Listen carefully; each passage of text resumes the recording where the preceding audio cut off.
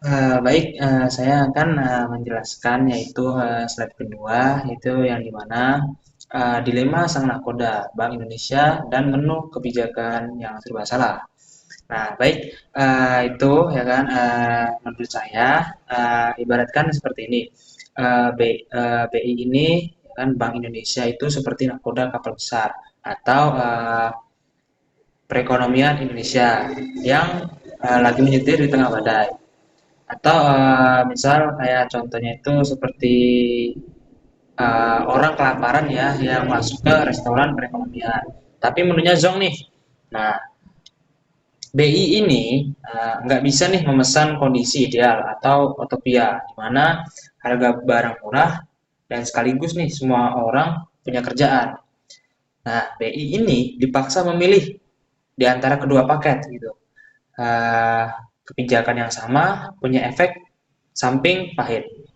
Nah, terus juga nih, eh, saya juga mau jelasin sedikit ya kan, bagi saya, eh, pada teori ekonomi makro terkenal ditemukan oleh ekonom ya kan bernama Alban William Phillips. Nah, ini udah kelihatan ya gitu. Terus kemudian teori ini juga itu menyatakan bahwa tingkat inflasi atau bisa disebut dengan kenaikan harga dan pengangguran itu hubungannya selalu bertolak belakang. Tuh.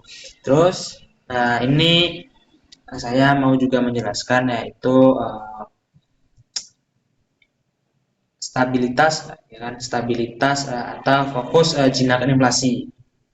Nah, dan saya di sini untuk sisi positif ya, positif untuk BI ini ya kan Bank Indonesia ini itu tuh sisi positif itu seperti fokus menjaga agar harga barang tetap stabil. Nah, ya ilustrasinya itu seperti dengan kayak lagi berlayar nih kan, berlayar tapi cuacanya cerah. Nah, seperti itu.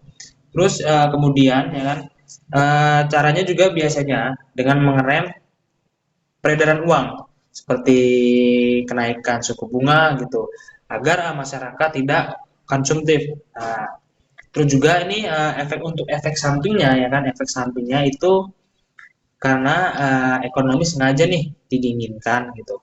Maksudnya jadinya dampak aktivitas bisnis melambat. Perusahaan malas melakukan ekspansi dan juga akhirnya berujung pada banyaknya pengangguran. Nah, itu efek samping ya kan dari inflasi.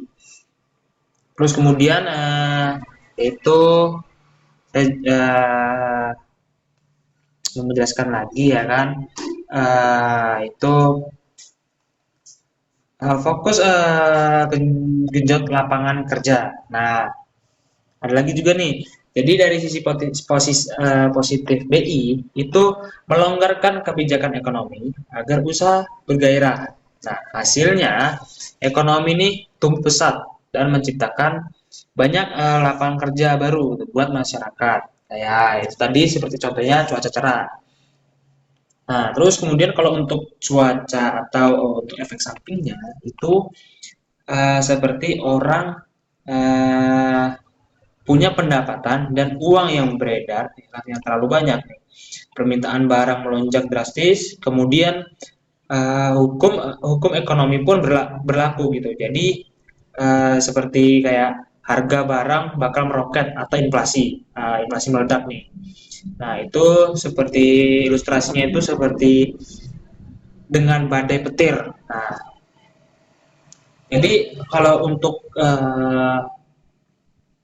kesimpulannya yaitu dari dilema kebijakan Bank Indonesia yaitu kesimpulannya adalah tidak ada kebijakan ekonomi yang sempurna dan BI atau Bank Indonesia ini selalu dihadapkan pada situasi buah simalakama atau yang disebut dengan kurva Philip. Tuh. Nah, terus juga inti dari dilema ini itu adalah seperti inflasi versus pengangguran.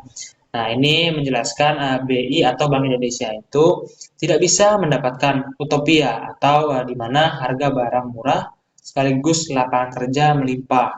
Kedua hal ini saling bertolak belakang.